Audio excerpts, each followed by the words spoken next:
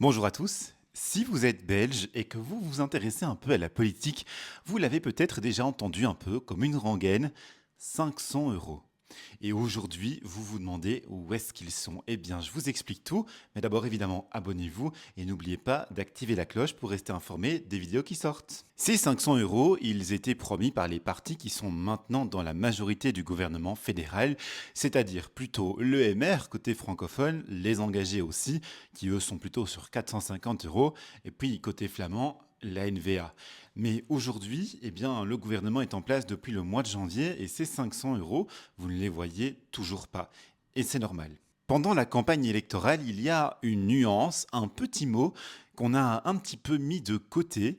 On a préféré laisser croire que ce serait 500 euros en plus sur le salaire, sauf qu'en fait, c'est une différence de 500 euros entre les personnes qui travaillent et les personnes qui ne travaillent pas. Attention, je ne suis pas en train de dire que les partis politiques ont fait de fausses promesses durant la campagne, mais c'était quand même électoralement meilleur pour les votes de laisser croire qu'il y allait avoir 500 euros de plus sur les salaires et de ne pas trop jouer avec cette nuance et la différence. Il fallait donc pouvoir être un peu attentif au message, décoder les différents mots, mais c'est toujours bien une différence de 500 euros entre les personnes qui travaillent et les personnes qui ne travaillent pas, qui a été promis. Et après d'ailleurs la campagne électorale, les partis se sont mis à beaucoup plus insister sur cette différence et non pas sur le fait d'avoir un salaire en poche de 500 euros en plus. Aujourd'hui, c'est possible qu'en ne voyant toujours rien arriver dans votre portefeuille, vous vous demandez sérieusement où est-ce qu'ils sont ces 500 euros. Eh bien, ils sont allés à chercher dans toutes les réformes que le gouvernement est en train de mettre en place. Et cette vidéo est bien sûr destinée à vous expliquer les différentes réformes. Mais avant d'expliquer les différentes réformes que le gouvernement est en train de prendre et qui vont créer cette différence de 500 euros entre ceux qui travaillent et ceux qui ne travaillent pas, il faut comprendre le contexte dans lequel ce gouvernement, l'Arizona, est en train d'agir. À l'heure actuelle, la dette globale de la Belgique, donc tous les gouvernements confondus, s'élève à plus de 600 milliards d'euros. Tous les niveaux de pouvoir, depuis les communes jusqu'au fédéral, en passant donc par les régions et les communautés, sont endettés. La dette du gouvernement fédéral à elle seule pèse pour plus de 500 milliards d'euros dans les 600 milliards que doit la Belgique. L'année passée, le déficit de ce gouvernement s'élevait à plus de 17 milliards d'euros, c'est-à-dire, pour l'expliquer très vulgairement, on a dépensé 17 milliards l'année passée qu'on n'avait pas, on a emprunté, on s'est endetté. Cette année, le déficit, il est prévu qu'il s'élève à 25 milliards d'euros. Et en 2029, il pourrait atteindre plus de 50 milliards d'euros par an. À court terme, il n'y a pas encore vraiment d'urgence pour la Belgique, mais le risque d'une dette qui s'aggrave continuellement, c'est ce qu'on appelle un emballement de la dette. C'est-à-dire qu'à terme, le pays ne serait plus capable de rembourser cette dette, donc les investisseurs nous lâcheraient, ils arrêteraient de nous octroyer des prêts et à ce moment-là, ça serait assez catastrophique pour le pays. On pourrait se retrouver dans une situation comparable à celle de la Grèce dans les années 2008. Ça veut dire que les réformes que ce gouvernement est en train de prendre pour l'instant, elles ont en fait un objectif central finalement, faire des économies, commencer à redresser les finances de ce pays. Les 500 euros de différence entre ceux qui travaillent et ceux qui ne travaillent pas, ils arriveront donc si et seulement si toutes les réformes entreprises par ce gouvernement ont l'effet financier escompté. Et ça, ce n'est pas dit. Et puis, il ne faut pas s'attendre à voir la différence apparaître tout de suite.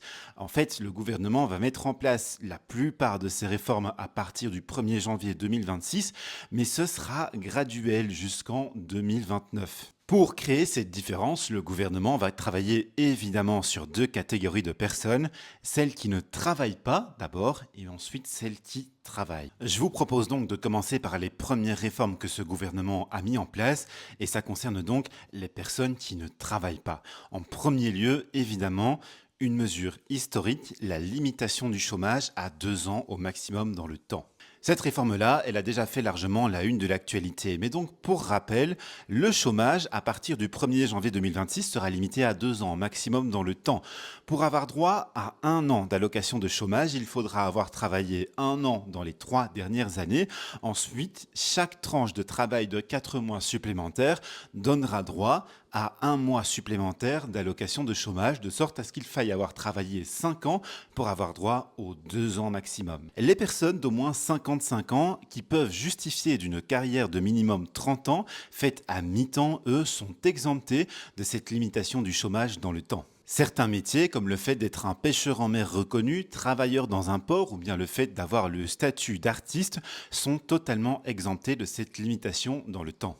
Et puis les exclusions du système de chômage commenceront le 1er janvier 2026 avec les personnes qui sont demandeurs d'emploi depuis plus de 20 ans. Les exclusions prendront environ 6 mois et on s'attend à ce que 180 000 personnes soient exclues. Dans ces 180 000 personnes, il y aurait près de 50 000 personnes de plus de 55 ans parce qu'elles n'ont pas 30 ans de carrière au moins à mi-temps. À ça, il faut ajouter le fait que les paiements des allocations de chômage sera différent. Durant les 3 premiers mois de chômage, il sera plus élevé qu'à l'heure actuelle, mais il va diminuer aussi beaucoup plus vite qu'aujourd'hui. Sa dégressivité va augmenter durant la première année, et puis durant la deuxième année, on arrivera sur une sorte de forfait qui sera défini par l'ONEM. Ça, c'était donc pour le chômage, mais du côté des CPAS aussi, il va y avoir des changements.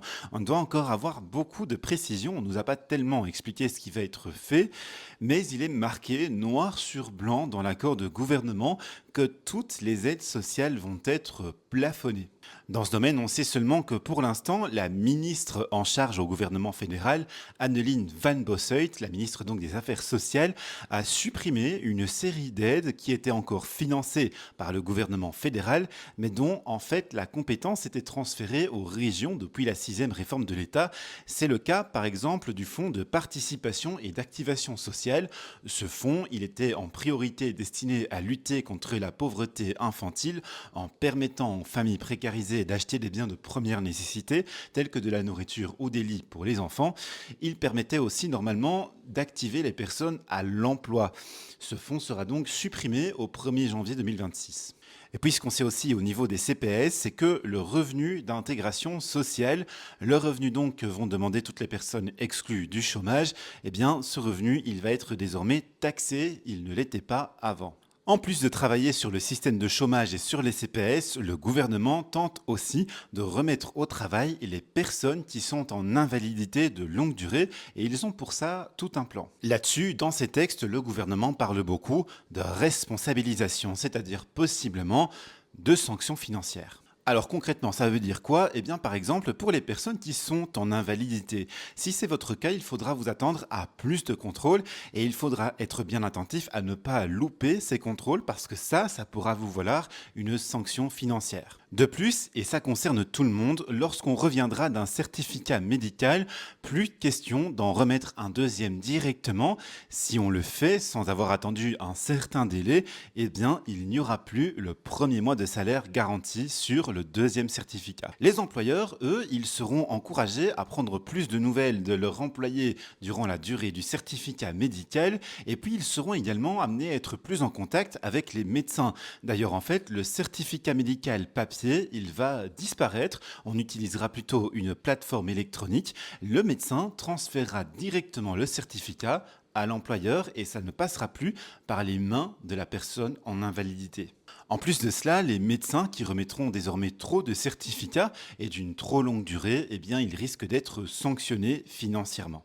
Et puis les médecins et les mutuelles seront encouragés à essayer de vous remettre au travail dans les capacités qu'il vous reste en fonction de votre invalidité. Alors ce que ça veut dire exactement doit toujours être clarifié par le gouvernement, mais il y a l'idée par exemple d'introduire un certificat qui pourrait reprendre ce qu'il vous reste comme capacité, ce que vous pouvez encore faire et puis ce que vous ne pouvez plus faire. Et donc l'idée serait de vous retrouver un travail dans ce que vous pouvez encore faire. Et puis au niveau des mutuelles, leur financement sera revu pour coller à leur capacité à remettre les invalides de longue durée au travail. En clair, si elles ne remettent pas assez de personnes au travail, eh bien leur financement pourrait être réduit. Il sera possible en fonction des contrôles que certaines personnes qui étaient en invalidité soient désormais déclarées valides. Dans ce cas-là, si elles avaient un travail, eh bien elles devront reprendre leur travail. Si elles n'avaient plus de contrat de travail, elles seront dirigées vers le système de chômage qui devra donc les accompagner, les former dans leur recherche d'emploi.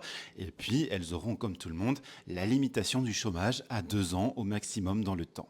Ce plan pour remettre les personnes en incapacité de longue durée, c'est-à-dire celles qui ne travaillent plus depuis plus d'un an au travail, eh bien, il est vraiment important pour le gouvernement. Leur nombre, il est environ de 500 000 aujourd'hui. Ça dépasse le nombre de demandeurs d'emploi. Voilà donc ce que le gouvernement prévoit pour les personnes qui ne travaillent pas. Toutes ces mesures sont censées les motiver à retrouver un nouveau travail. Attention, il n'y a pour l'instant que la réforme du chômage qui est définitivement actée et qui sera mise en application. Dans le reste des explications que j'ai données, il pourra forcément y avoir des modifications puisque tout est encore en négociation. Et puis pour ce qui est du plan d'action pour les personnes qui travaillent, il y aura deux gros chantiers, une réforme fiscale majeure et puis une réforme de tout le marché du travail. Mais ça, je vous l'expliquerai dans une partie 2 parce que sinon la vidéo va devenir un peu trop longue.